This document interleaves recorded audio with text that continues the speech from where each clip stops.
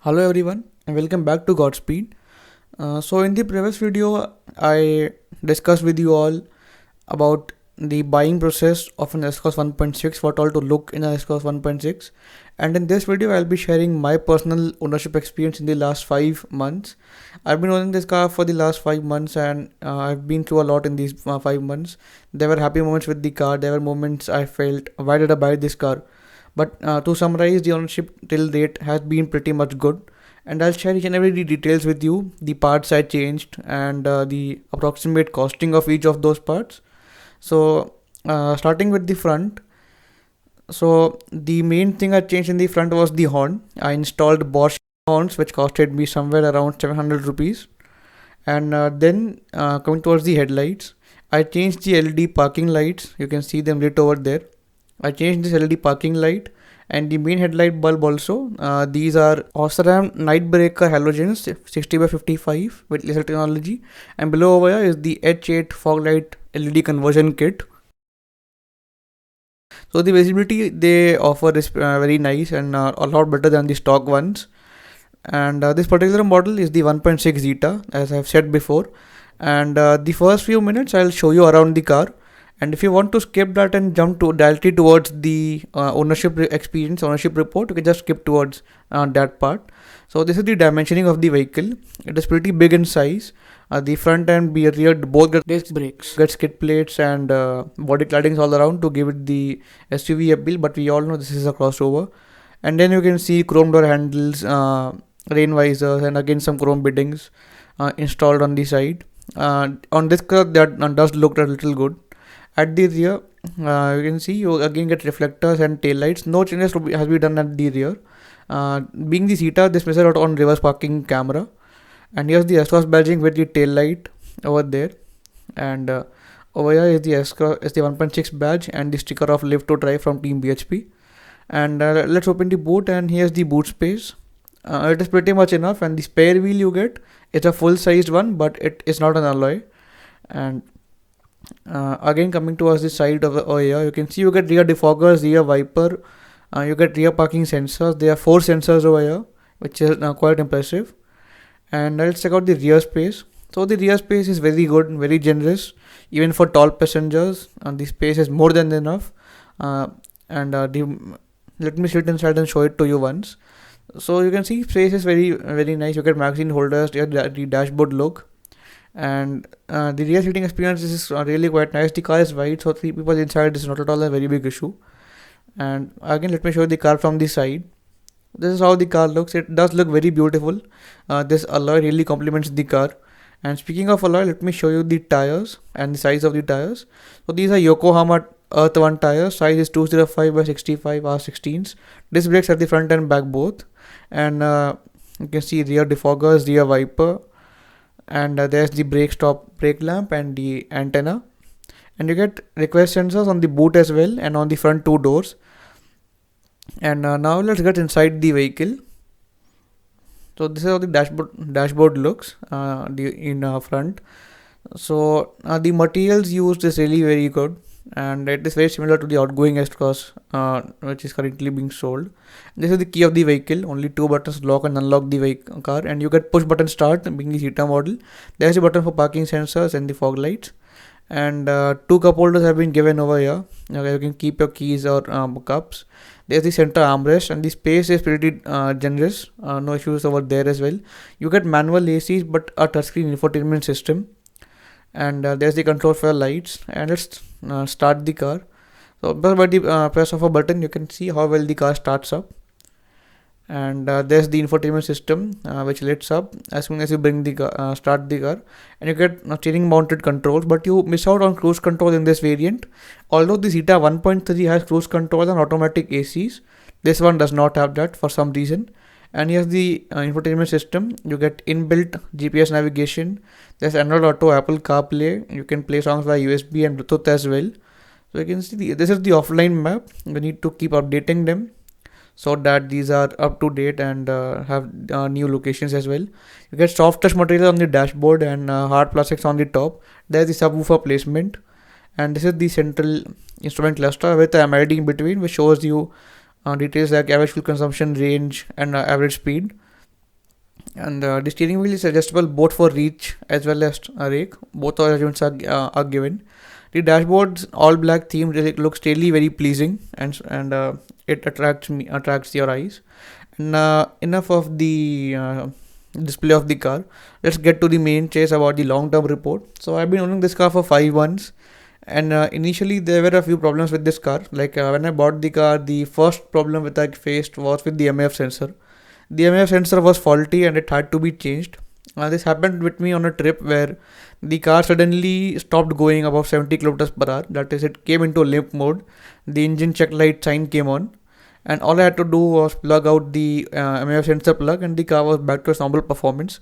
But yes, the MAF sensor was faulty, so that change costed me around 5,000 rupees. That was a very big change, very big part that was changed. Apart from this, the service prices have always been a small concern for me, even though I'm not complaining about that. But yeah, it is a bit concerning. And the labors, most importantly, wherever you send the car, make sure the labors are well experienced and the workshop has some experience in servicing or S-Class 1.6 cars, because these cars, when they go to multi dealerships, are quite rare. Like when I gave the car to my dealership, I was the only one over there owning a 1.6 S-Cross. So proper work needs to be done on this vehicle.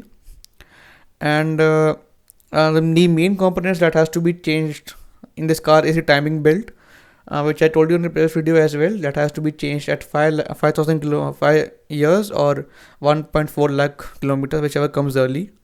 And the major problem I faced till date was only about the MAF sensor. No issues other than that have been popped up in this car.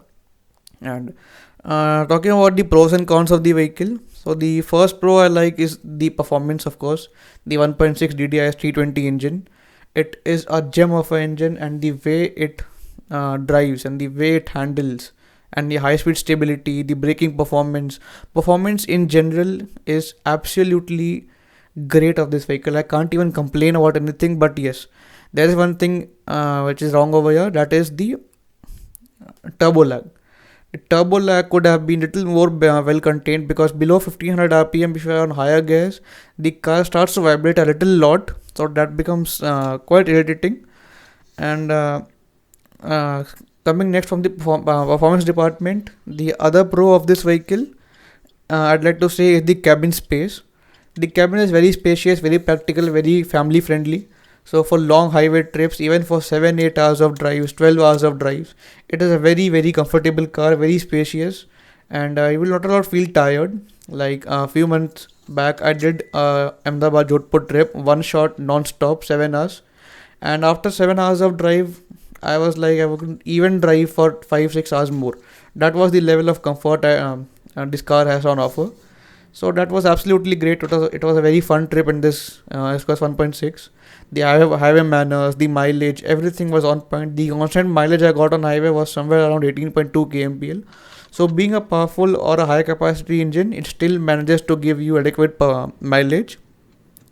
And talking about features, the third pro, I'd say, it is decently loaded. Most of the new features you would demand in a car are present on offer. You won't have to complain on that aspect as well. You will not feel that you lack on features. Like you can't demand a sunroof over here, because this is a 2015 car. So some demands need to be compromised. And to be honest, for me, performance matters more than features. I was ready to compromise on all the features just for the sake of this engine. That's how much I love this engine. And another pro of this vehicle would be the wide after sales network Maruti has to offer. Even though the part availability is not that great, but still, at least you have a peace of mind that if something happens to your car, you have a multi dealership nearby your place. So that is another thing that is worth appreciating. And the last aspect, I would say, the safety. Being a Maruti, it is very different.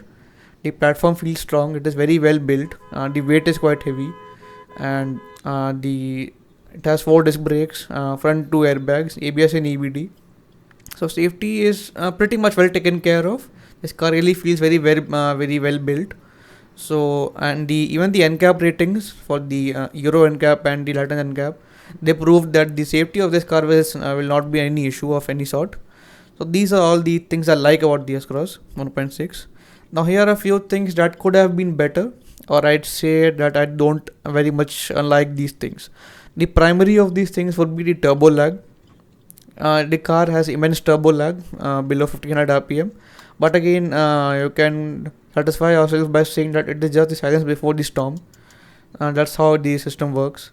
So that thing could have been improved. Point number two is the clutch is very hard, which makes this car driving in city little more difficult, especially in bumper to bumper traffic when you need to work the clutch very much. That's where your leg starts to pain a little because the clutch travel is long and the clutch is very hard. So that is something which could be improved. And the ground clearance is slightly low for my liking. So on speed breakers, if I don't slow down on time, the front skid plate touches the ground. That is little concerning for me. Another part I would say that the stock headlights the car came with were of no use. To be very honest, the visibility they offered was not adequate for me to drive at night. That's the reason I had to upgrade to these Osram night lasers. And these offer pretty decent visibility at night, and you can easily drive them on highways, cities, and everywhere, because they have a cooler temperature on high beam and warmer temperature on low beam. So that makes driving quite easy and fun as well. And the approach angle of this vehicle, the last aspect I'd say don't like is the approach angle, because as I said before, the hood is very long, and that's the reason whenever you approach a big pothole or a big speed breaker, you need to just slow down on time, else you will end up rubbing your skid plate on the ground. So these were just some points which could have been better. For my liking, if somebody is okay with them, I don't say that these points is valid for everyone. There's just some things I found could have been better in my 5 months of ownership, and I'm really looking forward to many years of ownership of this happy years with this car. This car is currently driven at 93,000 kilometers, out of which 3,000 kilometers are driven by me, and in that 3,000 kilometers, the things I've experienced with this car, high speed manners and stability, some experiments I did with this car never fails to bring a smile on my face. That's the specialty of the S-Cross 1.6. No matter what people say about its displacement, high displacement, or the expensive after sales, it will always bring a smile on your face. Even if you drive it for a very small duration of time, it will bring a smile on your face. That's how great the performance on offer is. So these were just some things with this S-Cross S-Cross. Now talking about the after sales experience. So as I said before, the MF sensor was faulty. Apart from them, in the very first service, I got the suspension setup changed. I got the brake pads changed along with the normal service parts that get changed with during a normal service. So with that, the car is perfectly in working condition, or you can say in its perfect condition right now, as you would say.